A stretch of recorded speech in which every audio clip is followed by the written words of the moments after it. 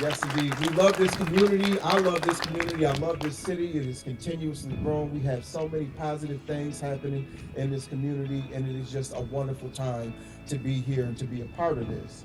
I'm thrilled to see this critical investment in our city's future.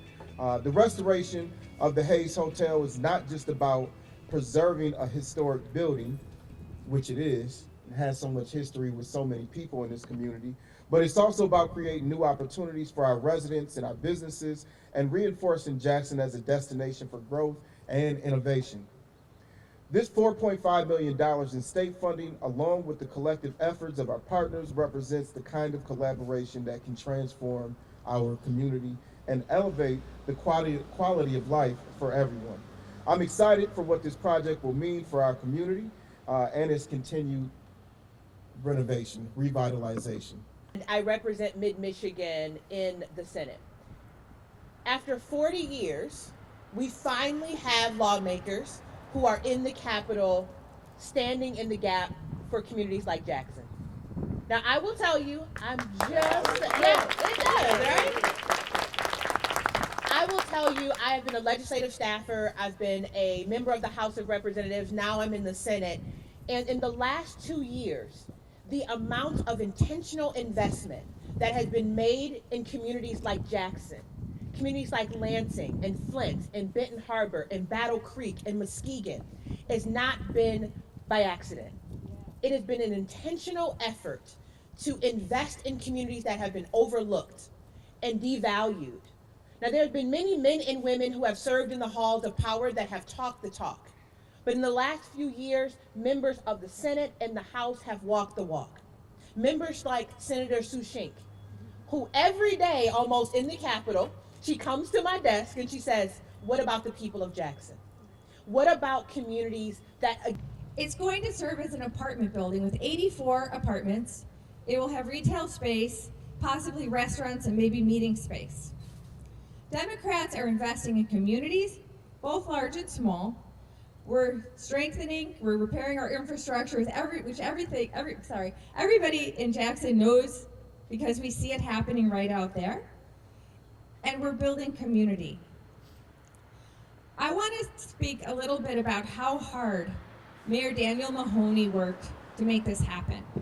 My colleague in the House wasn't going to vote for the budget, which means she voted against the budget, which means she voted against this money. Daniel Mahoney came to Jackson to step into the gap and advocate for our community. And other people stepped into that gap as well. The Jackson Chamber of Commerce, Ryan Tarrant, worked really hard. Representatives from Consumers Energy were also up in Lansing advocating for this money for the community. So thank you very, very much. As I said, Sarah Anthony, our state senator, who is also chair of appropriations, she fought for these dollars. So there's over a $30 million investment. The $4.5 million is just a part of that, but it was a part that we had worked together to try to find for almost 2 years and hadn't found without the state appropriation. So again, I'm grateful to my colleagues in the legislature and Governor Whitmer, very grateful to State Senator Sarah Anthony, and grateful to all of you for advocating for this important project.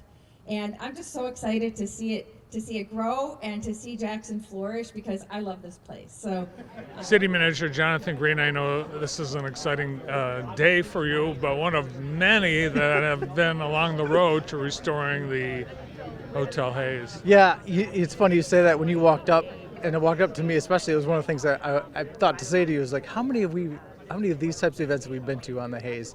But I'm really confident and happy about this check presentation. We've never received an appropriation from the state of Michigan supported by our senator to make this project happen. And I think their involvement is really the thing that's going to put us over the edge, and we're going to see this thing come to fruition. Yeah, there have been a lot of false starts and high hopes over the years. In fact, when you first came to Jackson as DDA director, this was one of the first charges that you had. Yeah, and thankfully you guys have kept me around long enough to finally get it done. I apologize it's taken 15 years to do, from being here. But yeah, it's nice. This is one of my first charges as Downtown Development Authority Director, and it feels really nice to be here as city manager and see it coming to fruition. Obvious signs of high confidence, the work that's been done by the architects, the $4.5 million, but really the question I think on everyone's mind is timeline. Yeah, I think the timeline on a project like this, we're talking $30 million plus. There has to be some fluidity to the timeline. That being said, the resources that are being brought to bear on this project from the MEDC and others, they do have a shelf life, and we need to make sure we keep pressing to get this done. I have good expectations that in 2025 we'll really see the activity really ramp up here. We'll go from pre-development to actual development.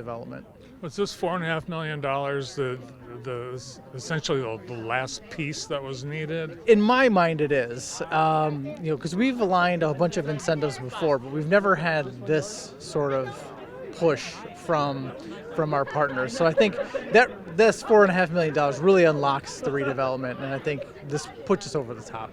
All right, well, congratulations on the long road and hopefully the lights at the end of this tunnel. Yeah, thanks, Martin. I appreciate it.